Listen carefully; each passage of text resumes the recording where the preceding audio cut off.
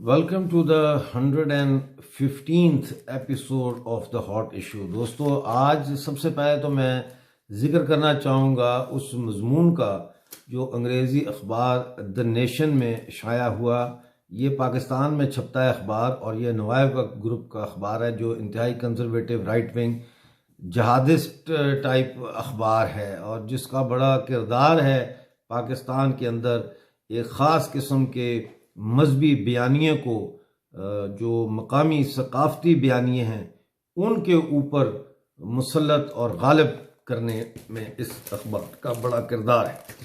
इस अखबार में एक मजमून छपा है 21 दिसंबर को जो किसी रिटायर्ड ब्रिगेडियर मसूदुल्लाह खान ने लिखा है। मसूद अहमद खान ने लिखा है और उन्होंने टोपी पहनी हुई है, उसमें गिलगित की टोपी पहनी है, उसमें वो फैदर भी लगा हुआ है और उन्होंने जो है उसमें रॉ के जो पाकिस्तान में काम कर रहे हैं या बैरून मुल्क काम करने वाले जो एजेंट्स हैं उनका जिक्र किया है। लेकिन मज़े की बात यह है कि इनमें से कोई भी शायद रॉ का एजेंट नहीं है। इसमें बाकायदा मेरा नाम लेकर मेरा जिक्र किया गया है और कहा गया है कि मैं जो हूँ वो रॉ का एजेंट हूँ और मैं इंडिया के टीवी चैनल्स पे आता हूँ और आज़ाद कश्मीर जो इसको कहते हैं वहाँ से मेरा ताल्लुक़ है, मीरपुर से और वगैरह वगैरह वगैरह। इसी तरह से इसके अंदर हमारे जो दोस्त हैं जो अमेरिका में रहते हैं संगे सेरिंग, उनका भी नाम इसमें मेंशन किया गया है और कहा गया है कि जी ये भी रॉ के एजेंट हैं। इसी तरह से हुसैन हक्कानी का नाम है कि जी ये भी रॉ के एजेंट है। यानी जितने लोग भी पाकिस्तान की जो फ़ौज है उसकी जो कारकर्दगियाँ हैं उनको दुनिया के सामने बेनकाब करते हैं, उन सब को इसमें रॉ का एजेंट करार दिया गया है। तो इससे दो बातें ज़ाहिर होती हैं। एक तो ये कि ज़ाहिर है ये लोग जिनका इस मजमून में ज़िक्र किया गया है, हम लोग अब ISI के रडार पर हैं और टारगेट हैं उनका। दूसरी बात यह है कि जो शख्स भी पाकिस्तान की मजलूम कौमियतों के हकूक़ की बात करता है उसको पाकिस्तानी इस्टेब्लिशमेंट पाकिस्तानी अवाम की नज़र में रॉ का एजेंट करार देकर डिस्क्रेडिट करना चाहती है।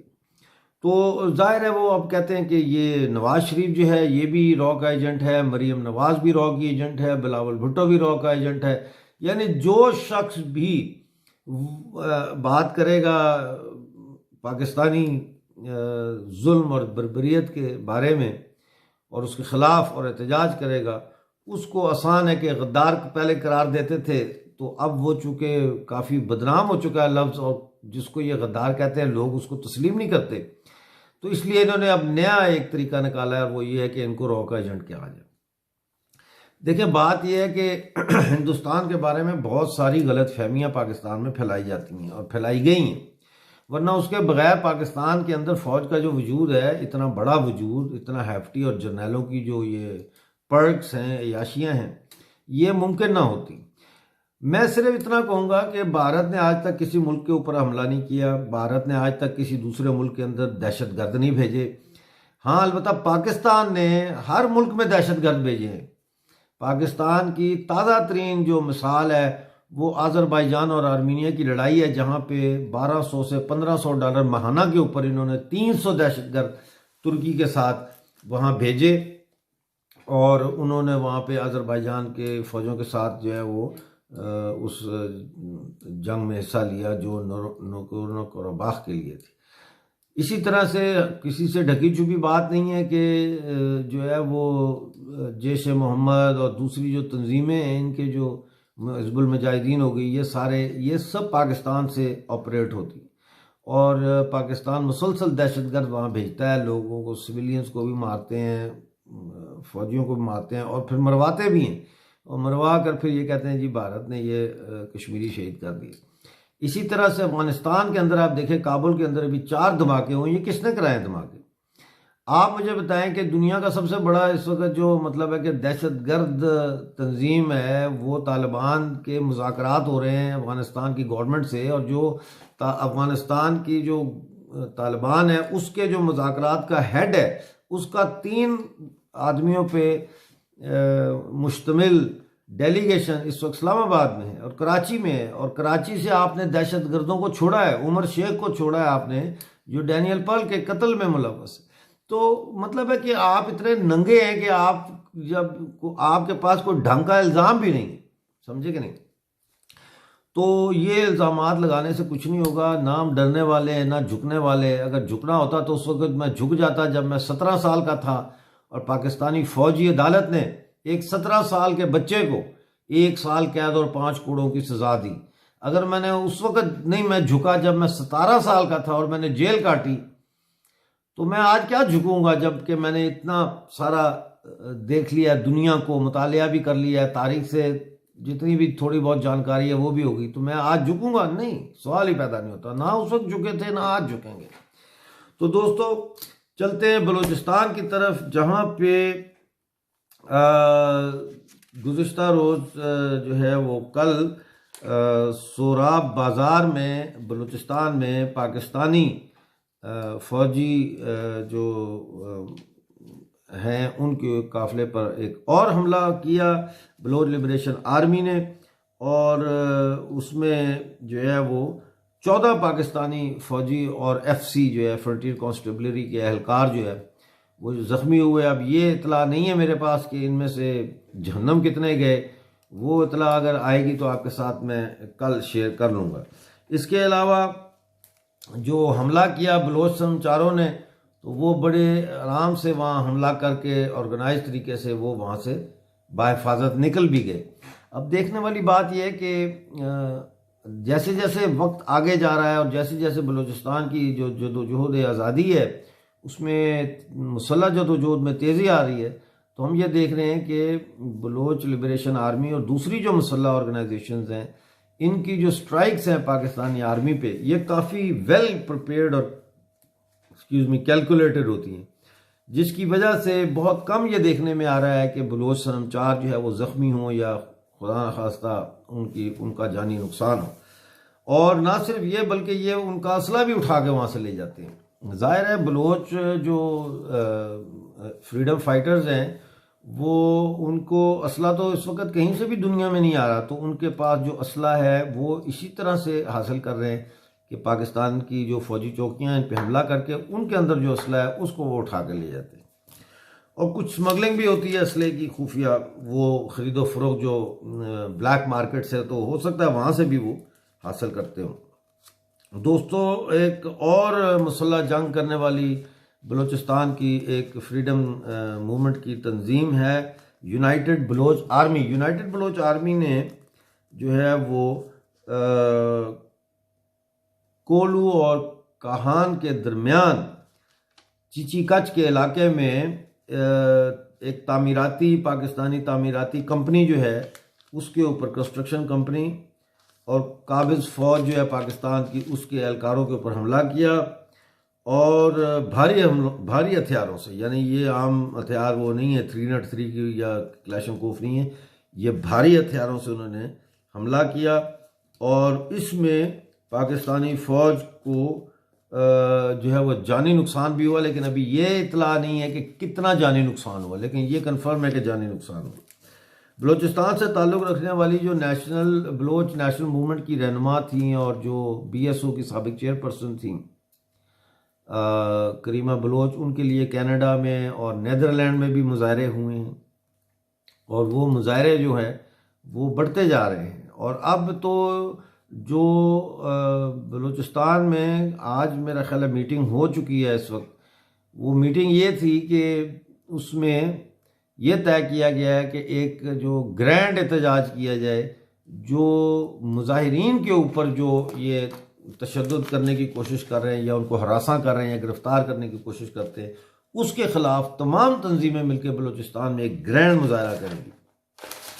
दोस्तों और साथियों, आपको पता ही है कि कोयटा में लापता अफराद के लिए कैंप लगा है।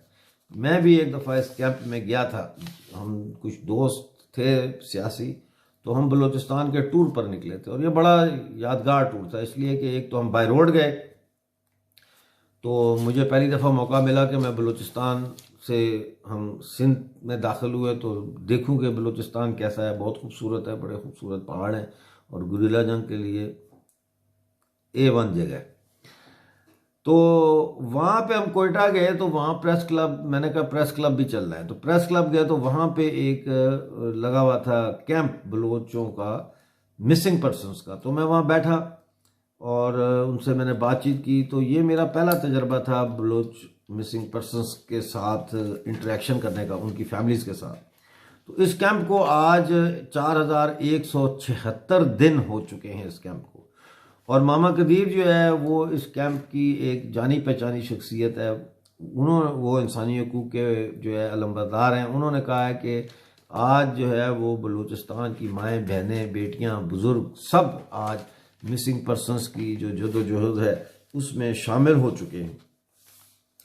उधर जय सिंध जो मुतहदा महाज है, जय सिंध मुतहदा महाज, उनके सीनियर कारकुनों ने भी कल जो है वो वहाँ विज़िट किया है उस कैंप का।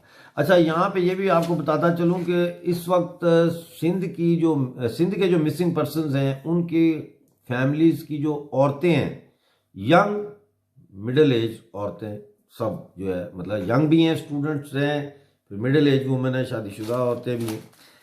इन्होंने कराची से मार्च शुरू किया पैदल और ये जा रहे हैं GHQ रावलपिंडी मुजाहरा करने और मुतालबा करने कि हमारे जो मिसिंग पर्सनस हैं, जैसे एक वो हैं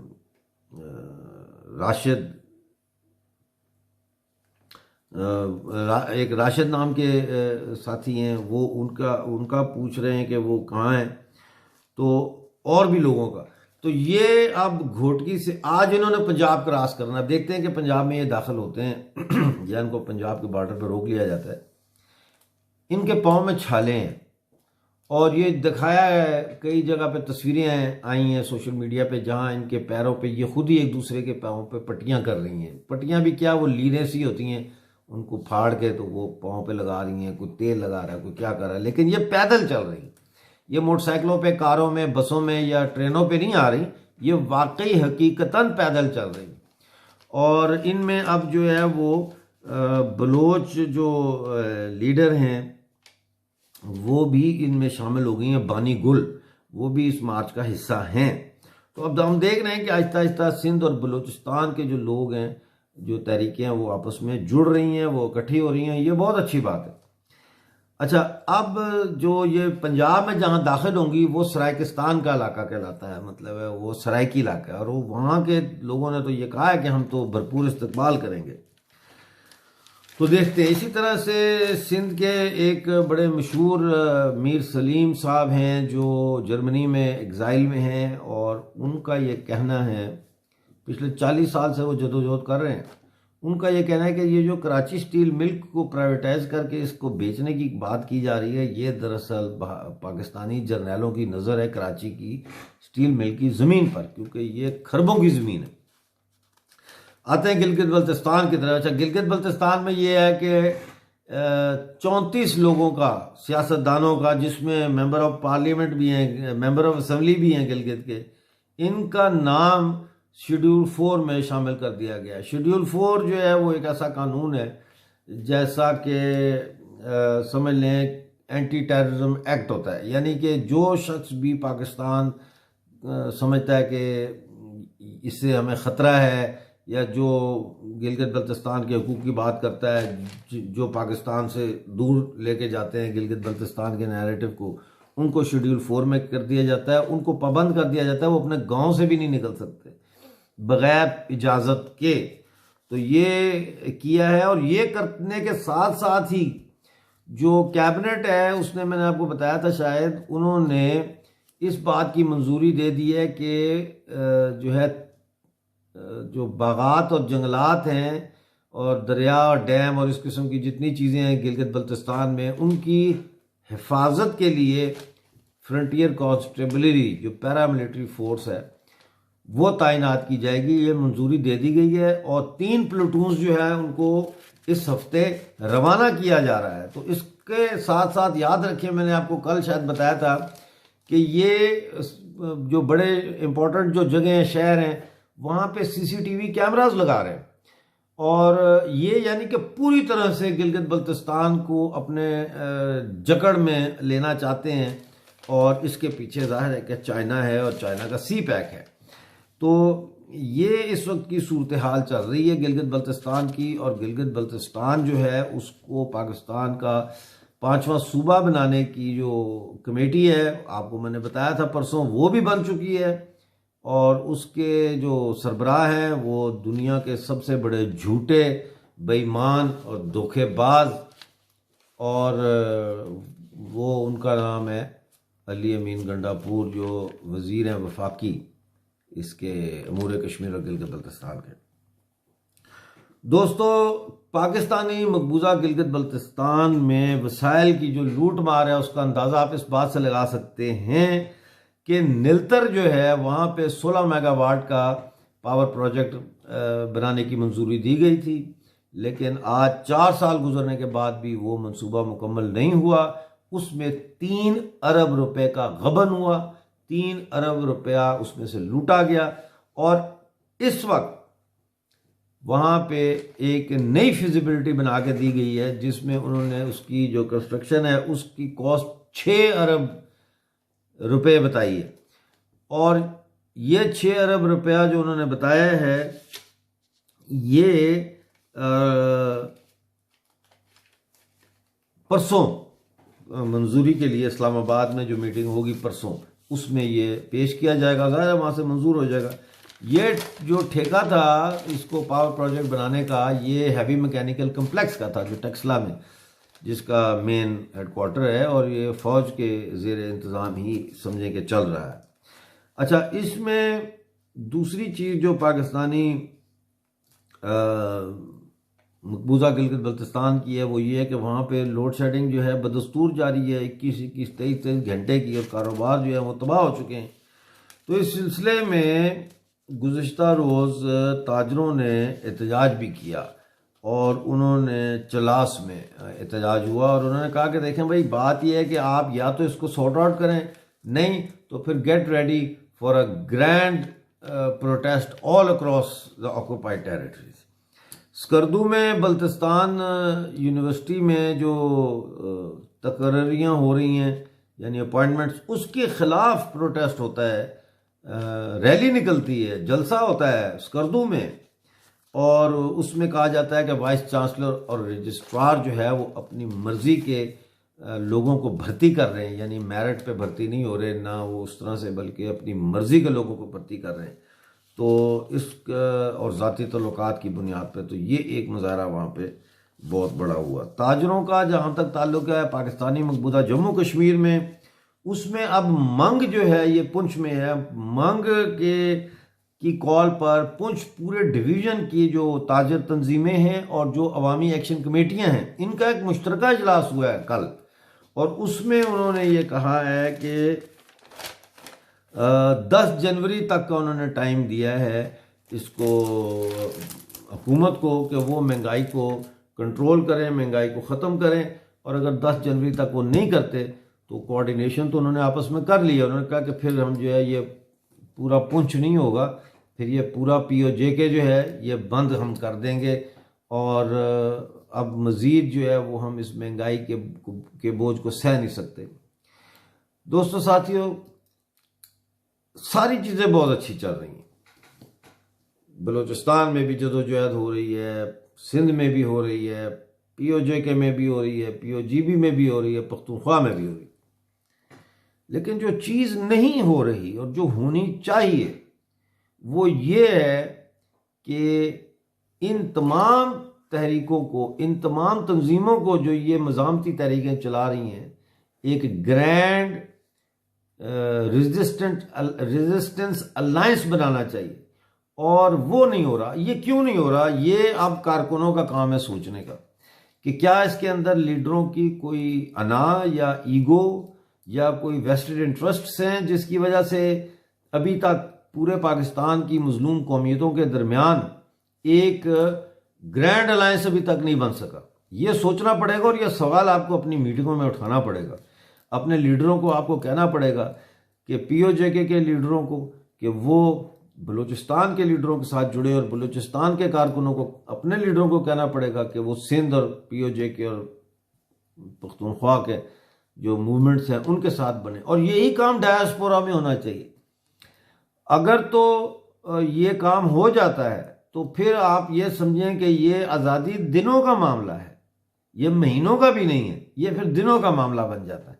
तो जाहिर है फिर दुनिया भी आपकी बात सुनेगी, दुनिया भी आपकी मदद करेगी, और दुनिया भी जो है वो फिर अरबों रुपया आपकी इमदाद के लिए आपको देने पर रजामंद होगी। लेकिन जब तक आप अपनी क्रेडिबिलिटी शो नहीं करेंगे, जब तक आप में इत्तेहाद नहीं होगा, जब तक आप पाकिस्तान की फ़ौज के ख़िलाफ़ जो मज़ामती तहरीक चल रही है, जो पाकिस्तानी इस्टेब्लिशमेंट से आज़ादी की तहरीक चल रही है, उससे आज़ादी हासिल करने के लिए, वो जब तक इकट्ठी नहीं होती और एक यूनिफाइड लीडरशिप नहीं आती, उस वक्त तक मेरा नहीं ख्याल कि ये पाकिस्तान जैसी जालिम जाबर फाशिस्ट और मजहबी जुनूनी रियासत से आज़ादी मुमकिन है।